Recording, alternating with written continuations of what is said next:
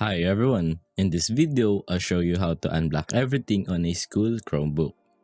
First, go to your Chrome and go to JDocs. Open new tab and search for the website you want to unblock. For example, Facebook. Right-click on its link and copy link address. Now go back to JDocs and click on Insert. Scroll down and look for link and press on it. Paste the link and click on Apply.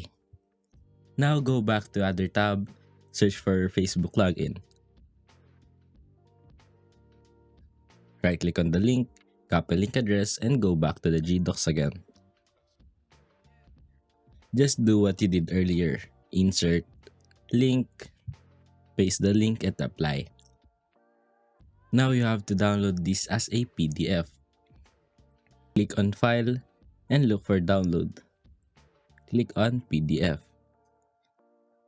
After downloading, click on the file, click on the link, and it will automatically unblock the site. Now you can do this on any site you want, and that's it.